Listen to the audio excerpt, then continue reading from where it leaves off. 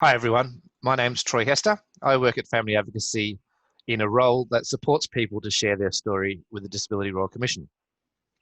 And today in this webinar, I'll be giving you a quick update on what's happening with the Disability Royal Commission. I'll share some of what I'm doing and what I've learned along the way. And at the end, we'll have a question and answer time where you can ask some of your questions. With so much on the news at the moment, focused on COVID and the lockdown and the release from lockdown and back to school and everything, you may not have heard much news about the Disability Royal Commission, but that doesn't mean nothing is happening. The Commission is still very active. And I'm going to talk about some of the things that have been happening, but I want to start by sharing how the Royal Commission works. Let's see, yes. So the Disability Royal Commission exists to hear what isn't working and to investigate places and situations where people with disability experience violence, abuse, neglect, and exploitation. And it relies on people sharing their stories and experiences. And that's what they call submissions. Submissions are the fuel for the whole work of the Disability Royal Commission. Now, the wonderful thing about a Royal Commission is that it's based on hearing from people. Anyone can share their story, and the Commission listens to them all. The Commission does its work based on what it hears. So when you share your story, you get to influence the national investigation that will make recommendations for the whole country. So it's a really special opportunity. When you share your story, that's what they call submissions. So to encourage people to share their stories, the Royal Commission publishes issues papers focused on different topics. And I'll talk about a couple of these ones today. Normally, they would have community events, and these community events are where the Commission gives information to the public and they hear from people. Then there are the public hearings that we often hear about in the media. The next public hearing was going to be on education, and it was going to be on Brisbane at the end of March. It's been postponed, but maybe we'll hear something soon. And then the Commission also holds private hearings where people meet face-to-face with the Commissioner behind closed doors to share their story. Right now, the Commission has suspended the community events, the public hearings, and the private hearings, but they're still publishing issues papers, and they're still asking for people to share their story and make submissions.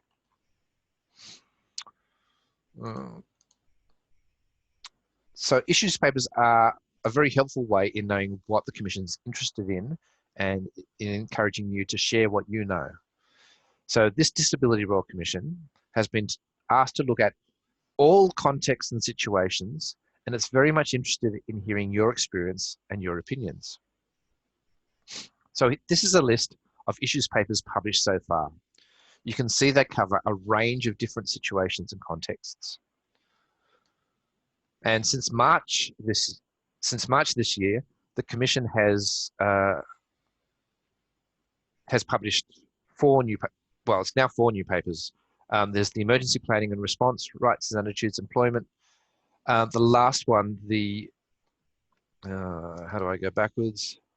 The last one's this Restrictive Practice Issues paper, which just came out yesterday. So I'm going to talk about three of them today and highlight for you some of the topics that are in them. Now, in each paper, there is a ton of information, and I'm going to go super quick. So don't worry if you miss anything. Maybe grab a pen and you can jot down some notes or questions as we go. Okay, let's start with the first one. Okay, this is the Emergency Planning and Response Issues paper. Now, with all of these papers, the highlight stuff is what I've done, and I'm not going to read everything. So this paper came out in early April, and it's asking people to share their experiences of the government's responses to emergencies. You can see here it mentions the bushfire, it mentions the COVID pandemic. These are examples. It's not just looking at what's happened in 2020, but it's looking generally at how governments have and do respond to emergency situations. If you look here in the second paragraph, the purpose of this issues paper is to invite information from the public on emergency planning and response. The Royal Commission wants to hear your feedback and experiences so that they can recommend changes that will hopefully mean, in the future, Australian governments respond in ways that better include, protect, and respond to people with a disability during these emergency situations. Okay, I'm going to scroll down. There's a lot of information and I'm going to go quickly. When you share your story, you don't need to talk about everything in a paper. You just focus on what's relevant to you. Okay, so the Disability Royal Commission is based on human rights. It wants to see everyone's human rights are upheld. Scrolling down, it mentions a number of key issues. Accessible information, access to essential support services, access to food and nutrition, access to healthcare, housing, income security, I told you there was a lot, domestic violence, and I'm just going to stop here at this paragraph on education because it may be of particular relevance to some of you. Here we read, the move to online and distance learning may raise new and increased barriers for students with disabilities. And it talks about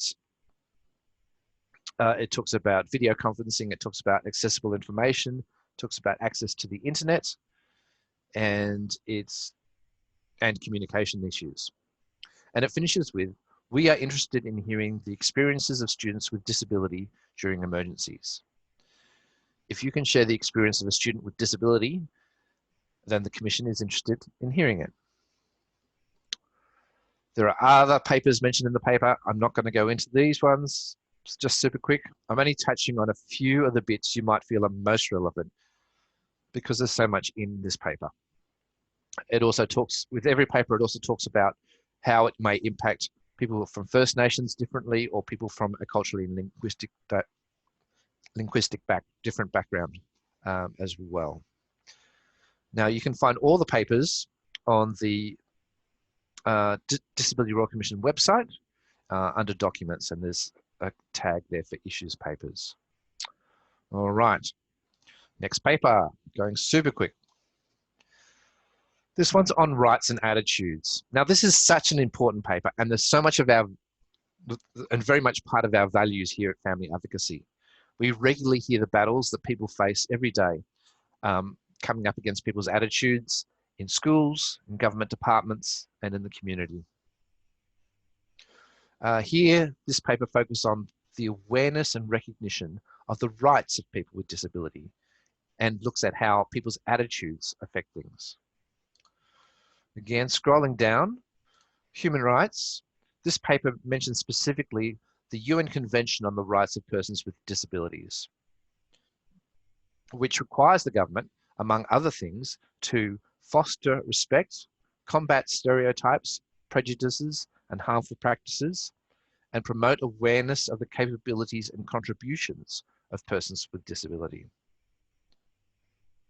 The Commission wants to hear what's working and what's not working.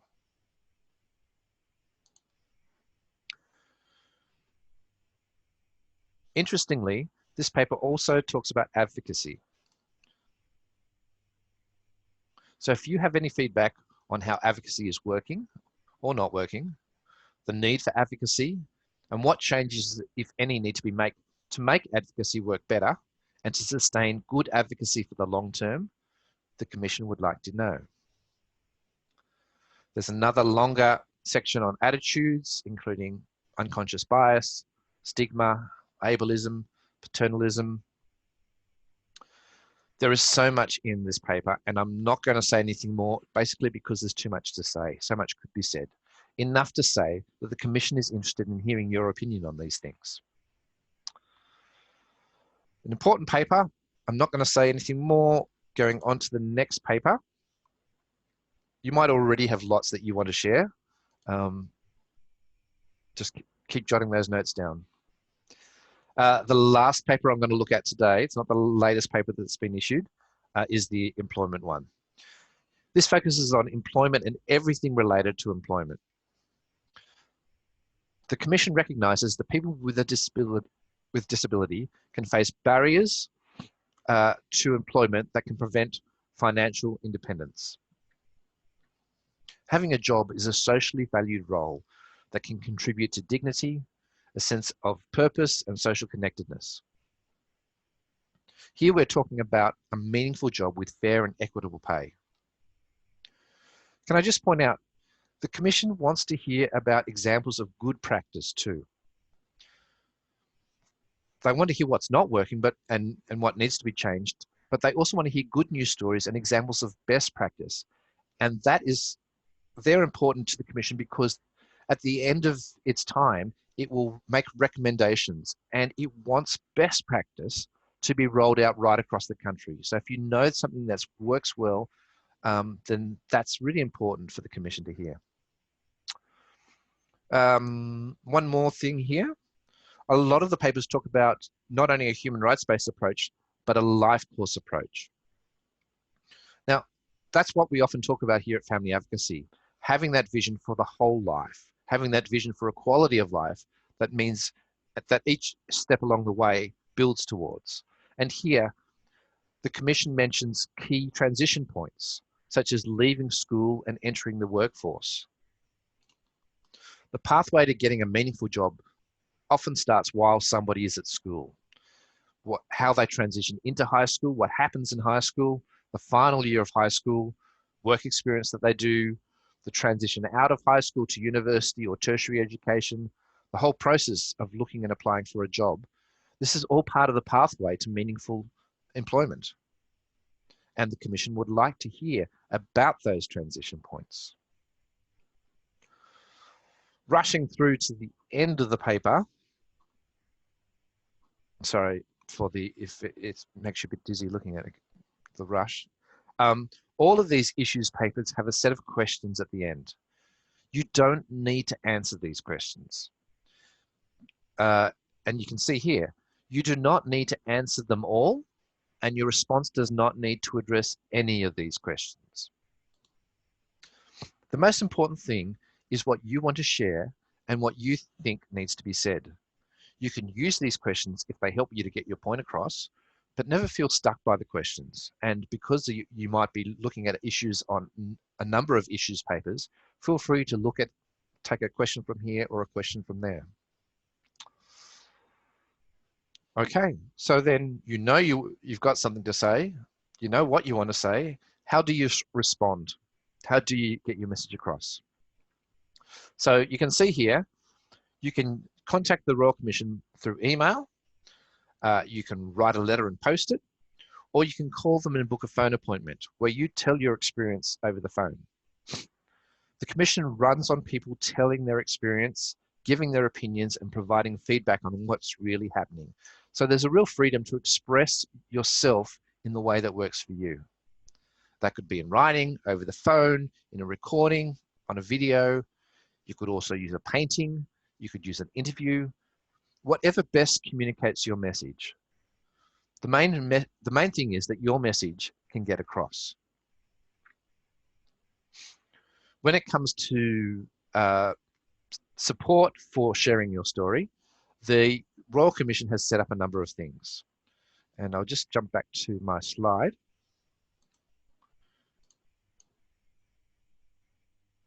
There are three main supports. There is a service called Your Story that provides free legal advice to you as you put your submission together.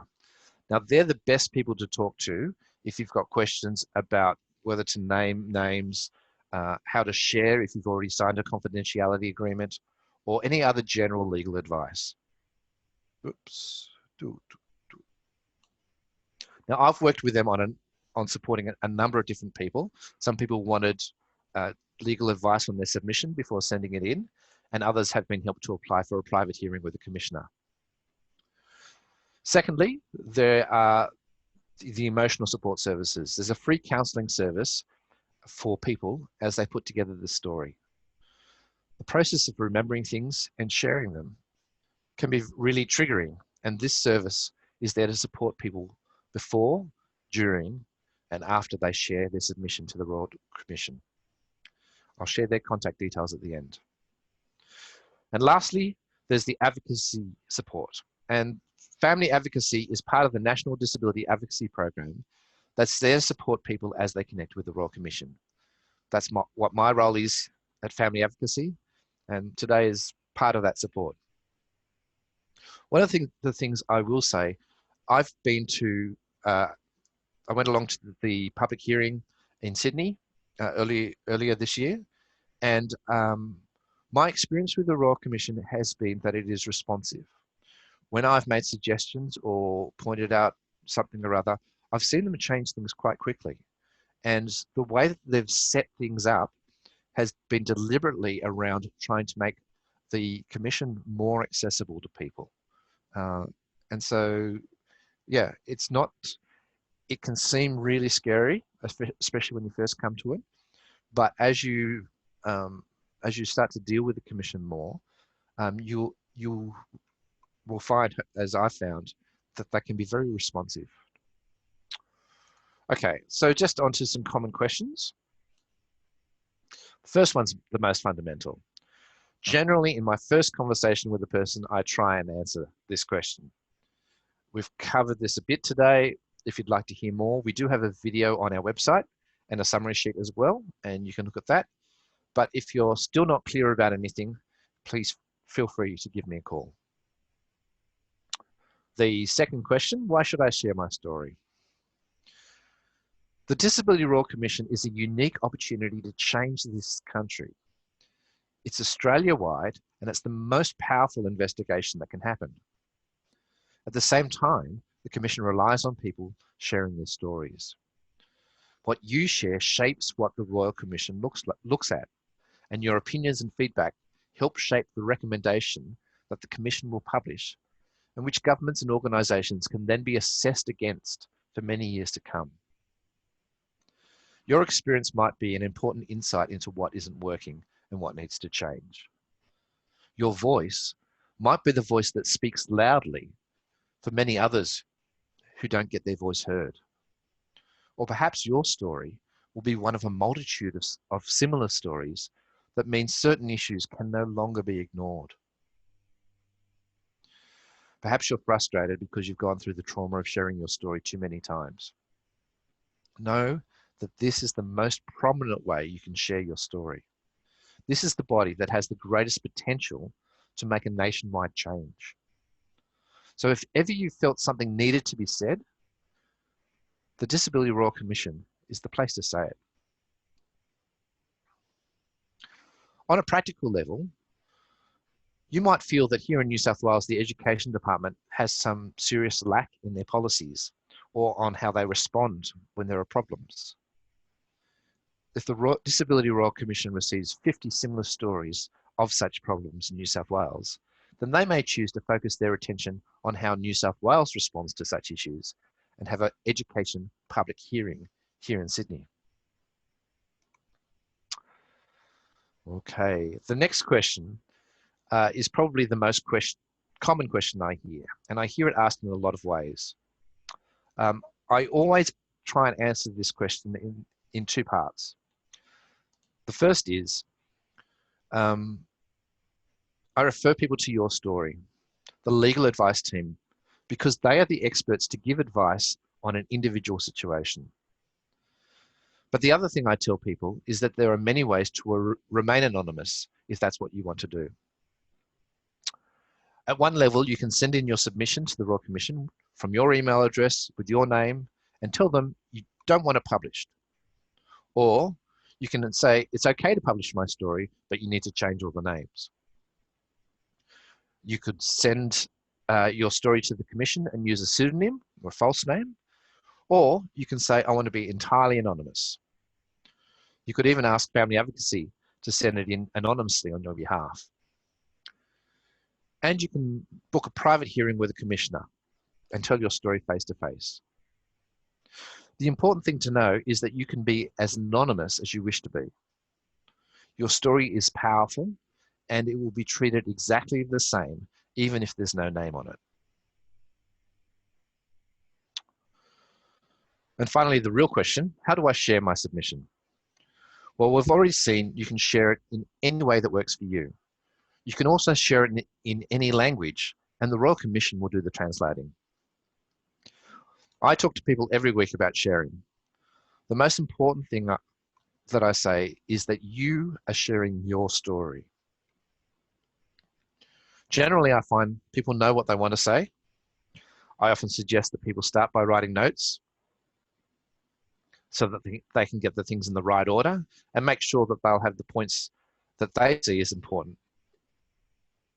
The most important question is, how do you want to share it?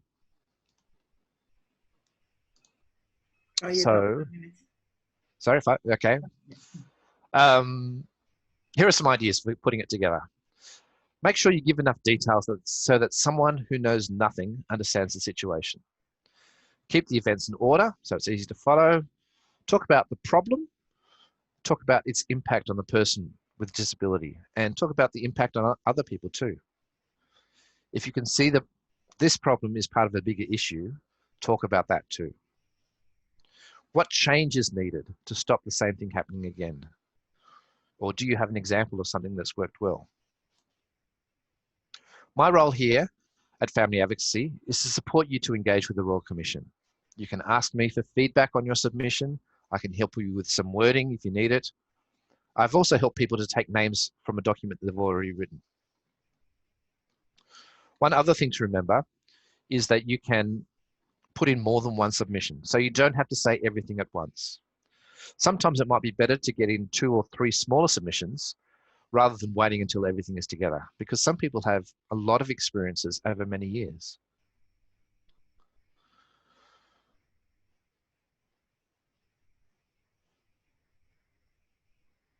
Oh, that's what I do. Right. Okay, last slide before questions. Here are the links and the contact details. Obviously, the Disability Royal Commission. And if you've got a question, you can call that number and ask them.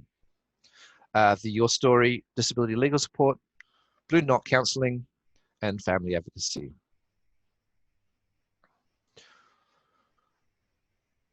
Thanks for listening. We're going to have questions now. We do have a feedback form, and that's either in the chat or we'll email that out to you. And our next session, face-to-face, well, Zoom to Zoom, will be on the 1st of June.